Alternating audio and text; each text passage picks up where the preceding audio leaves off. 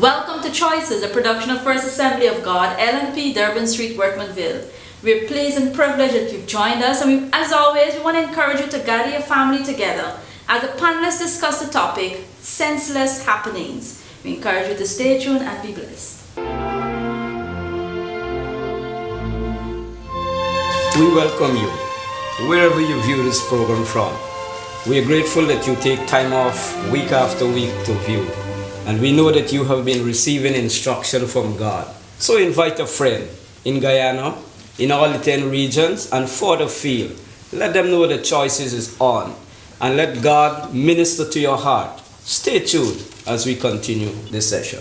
This evening we want to discuss the senseless happenings in our environment, and these include murders, rapes, persons being proud, boasting, robberies. And if we examine these things carefully, we see that they stem from, the cracks that we have in the superstructure. Society stands upon certain pillars like the family and other institutions of learning and religious institutions. And we recognize the fact that if these institutions do not function effectively, we can have these difficulties. So I think it's a good time for us to make a call for us to return to certain values that will contribute to persons living lives that are pleasing to God. So we need to start revisiting those values of love, the values of hard work, honesty, and truth. I believe even as we emphasize these values again,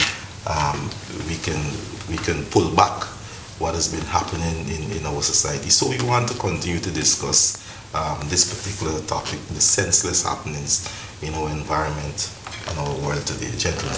We read from the Word of God in 2 Timothy chapter 3 from verse 1 to 5. And it reads, "But mark this, there will be terrible times in the last days.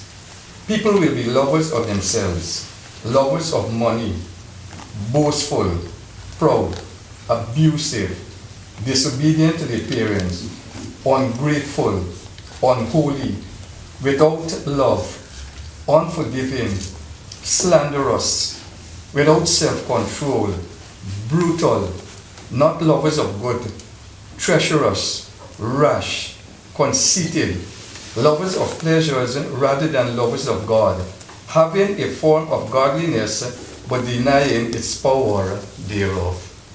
I'd like to add to that. That's the NIV, and perhaps a reading of the Message Bible, which adds a little bit more modern English, contemporary language, contemporary description. Don't be naive, Paul says to Timothy. There are difficult times ahead. As the end approaches, people are going to be self-absorbed, money hungry, self-promoting, stuck up, profane, contemptuous of parents, crude, coarse, dog eat dog, unbending, slanderers, impulsively wild, savage, cynical, treacherous, ruthless, bloated windbags, addicted to lust, and allergic to God. They'll make a show of religion, but behind the scenes, they're animals. Stay clear of these people. When we examine, we liken the current social happenings in our country to a huge building. We can see it every day. The media, whether it be print or electronic, they bring the happenings of the day before and the evening before to us, and they display it. And when we look, sometimes we're very disgusted with what we see. And if we liken on what's happening in our country to a huge building, we are seeing huge cracks appear on the superstructure, as it were, huge cracks. Now, the attempt of some to resolve this is to just plaster where those cracks are. But the mere idea that those cracks are appearing in the superstructure should tell any reasonable person that that is not the source of the problem. Amen. The source of the problem is not where the crack is appearing. The source of the problem is deeper and more foundational. And so in this program, that's what we are attempting to look at, the source of the wildness that we see, unreasonableness, as is reported. A trousers, a pants, a dispute, offense was created. But is that the way how we are training our children to resolve conflict? Listen, when I was growing up, we had offense perhaps every day. If you have 5 young men in any environment and a young woman, there will be offense. So very early, long before I sat in any university to learn conflict resolution, our parents taught us how to respect authority, how to respect God, how to respect ourselves, and how to respect each other. And we need to revisit what is being done today across the length and breadth of our nation. And while they are busy plastering the cracks, we need to go to the foundation and begin once again to effect repairs there. You see, Pastor, you're mentioning quite an important issue there. We have become so superficial, whereby we are just accustomed to looking at how things appear.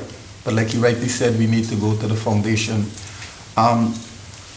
In establishing any structure, any building, the contractor has to be extremely careful in how he mixes the mortar to establish the foundation.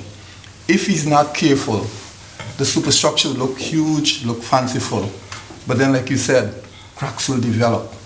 So I think one of the first things we need to do, not only at the societal level, we need to go back to the family and ensure that there are proper values that are established in the family structure there.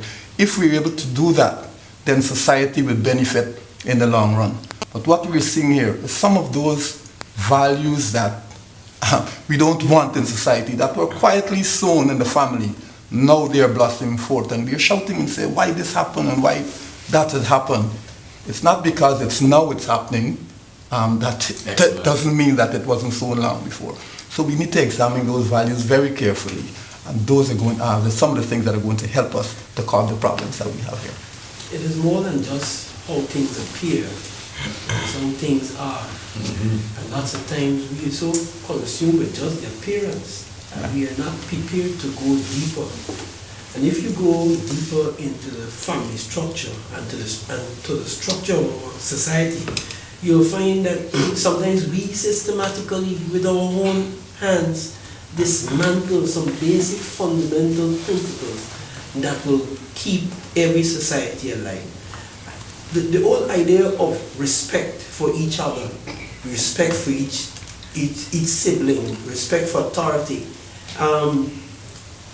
You could go to Japan, you could go to America, any place in the world you go, you'll come back to one fundamental thing, that you must respect yourself and respect the people who are around you, and respect the authority that is over you. No matter which part of the world you go, you want to survive in an office, you're going to find those same principles being applied. So it makes no sense that in a home you and I disregard those principles. For disregarding them only brings trouble to ourselves, because we will not be able to survive. You know, it's important we're dealing with the family structure. When I think family, I think husband, wife, and children. And we're talking value, but the mere fact that a man impregnates a woman and leave her to bring that child into the world and to fend for that child is already a problem in the foundational aspect of the family. Because if the man understands his responsibility, he'll be there during the course of her pregnancy and at the birth of that child, during the life of that child to ensure that proper structure is placed in the life of that child. So when we think values, we first have to look at ourselves, and I'm speaking to that young man out there who might be courting that young woman, and all he's thinking about is sex and having a child. It goes beyond that to your responsibility as a father to that child. It's troubling when I look at some of the pictures that are being offered up, whether it be in the electronic media, when there's a tragedy, or the print media, when there's a tragedy, they show you the grieving parents. I have a problem with these pictures. Not that the pictures aren't clear enough, not that the professional aspect of the photograph is suspect. I have a problem with the subject itself, because most of them are cast in a family setting. But when I look at these pictures, there's one important person that is absent. He must have played a part at the beginning, and now the family is really experiencing grief. You only see the women folk, you only see a mother, a grandmother, you see the aunts. We hardly see these pictures. I don't know where the fathers are. We see that is one of the fundamental problems we have. We see the crack called murder, bigger, emblazoned on the superstructure. But before we got there to this sensational report, at the foundational level, a critical element is absent.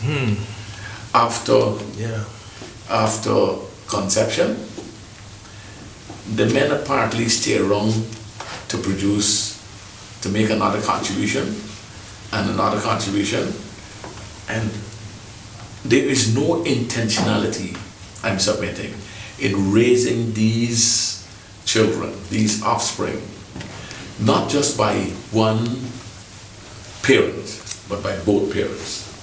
And it's a troubling, until we can correct that, we will continue to have these gaps appearing in our superstructure. At the family level, we need, especially young men, they need their fathers very early in their life to instill values and discipline, or else this vicious cycle will continue. I would like to liken the absence of the father to that of the violation of the family. It is so important for the father to be there, particularly if we're looking at this whole value of love. First of all, love, if a child grows in an environment that is loving and caring, obviously it will do something to the child in terms of how the child relates to even to the family members and outside of the family. And lots of times, if you look at what's happening carefully, you will recognize that many of the behavior patterns that we have seen coming from some of these young men and young women is as a result of anger, frustration, and some of them will tell you that I have no father, and they say that in not in so pleasing sense. So it is so important for the father to be there, especially when we're looking at this whole value of love. It just can't come from the mother alone. A father must be there to say, son, I love you, and